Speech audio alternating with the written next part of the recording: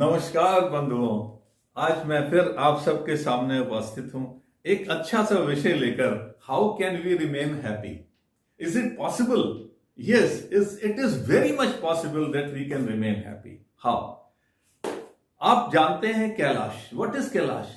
कैलाश का मतलब है जहां नित्य उत्सव होते हों और जहां पे हमेशा आनंद ही आनंद रहता हो, जहां that's a abode of our Lord Shiva. अब यहां पर जो प्रसन्नता है वही प्रसन्नता हमारे सबके अंदर है, लेकिन उसको हम ढूंढे कैसे? जब ईश्वर ने यह सृष्टि की रचना की, the God has created this particular universe, so all living beings were given sufficient establishment here on earth, all resources, so there was no need to panic.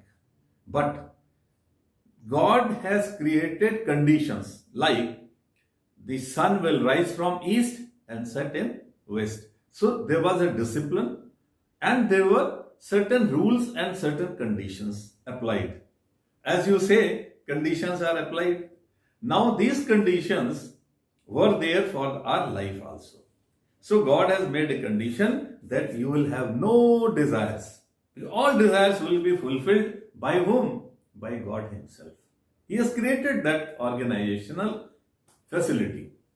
Now, everybody was happy, but as usual, the God has given us a very good power, and that power was to discriminate between bad and good, and we wanted something new, something progressive, because that a particular thing was given that is known as Vivek.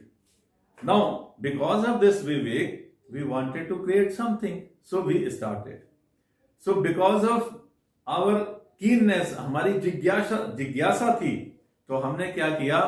वो Dzire, हमने वो चीजें भी खानी शुरू कर दी। जब ईश्वर ने हमें एक कंडीशन रखी थी, हम कुछ नहीं खाएंगे, तो अब ये जब डिजायर पूरी होने लगी, फिर एक अव्यवस्था, एक डिसऑर्गेनाइजेशन फैल गई। अब इसको करने के लिए ईश्वर बहुत काइंड है, उसने हमें किसी को पनिश नहीं किया। तो उसने क्या किया? उसने हमारे सामने एक कंडीशन और रख दी। He said, okay, now onward you will live in present.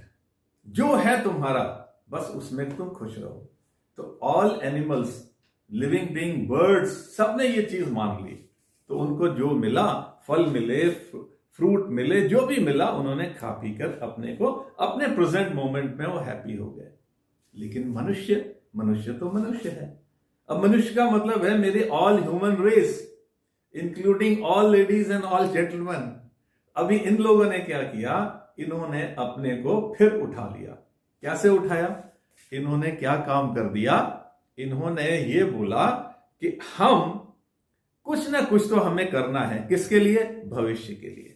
तो फ्यूचर की चिंता में हमने क्या किया कि हमने अपने लिए मकान बनाया। बहुत बढ़िया, आप बनाइए मकान, लेकिन जब हर व्यक्ति एक पैलेशियल हाउस की कामना करने लगा, तो इतने रिसोर्स तो अर्थ में नहीं है।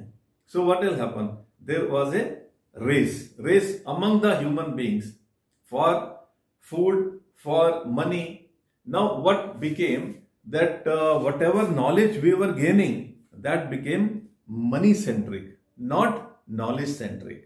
तो हम ज्ञान की जगह किसके पीछे भागने लगे? हम भागने लगे, एक रेस लग गई कि हम कैसे भी कैसे अपने आप को सुपीरियर साबित कर सकें।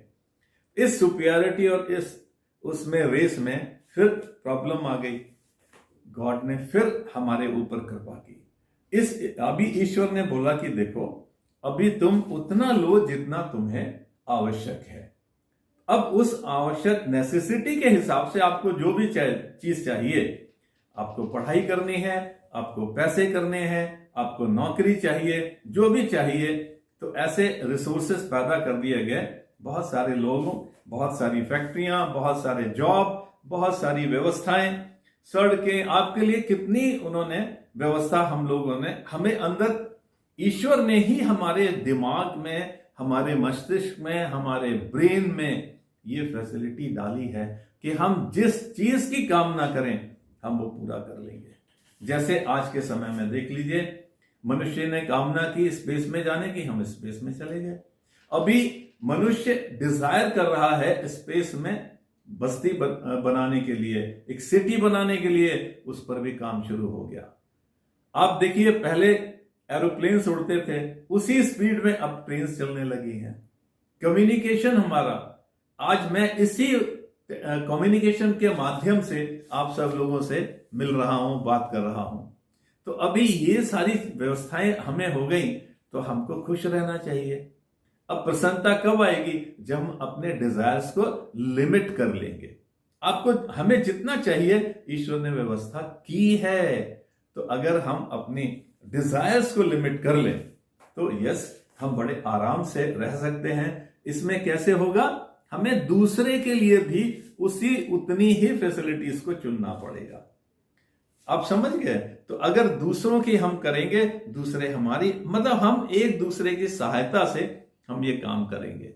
अब सुबह अगर आप उठ रहे हैं, ईश्वर ने व्यवस्था की है, सन जैसे ही राइज होगा, हमारे ऊपर सूर्य की किरणें पड़ने से हमारे अंदर एक हार्मोन पैदा होगा, एंडोर्फिन, जो हमारी प्रसन्नता के लिए, हमारे शरीर को स्वस्थ रखने के लिए बहुत आवश्यक है।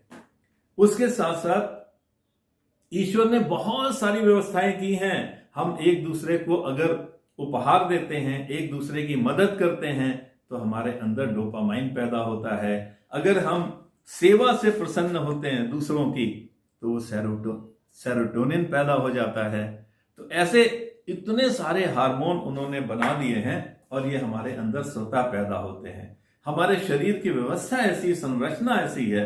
तो यदि हम इन चीजों का पालन करें, अपनी डिजायर्स को हम लिमिट कर लें, तो हम बहुत आनंद से रह सकते हैं। और यही एक प्रसन्नता का मूल मंत्र है। तो मैं आज आप सब लोगों को इस हैप्पीनेस को अपने अंदर लाने के लिए, हैप्पीनेस को बनाने के लिए, मैं आप सब लोगों का ये मूल मंत्र देकर के आज के इस सत्र से विश्राम लेता हूं। आप सब लोगों को धन्यवाद। अगले सत्र में फिर हम आपसे दूसरे सब्जेक्ट में बात करेंगे। Thank you.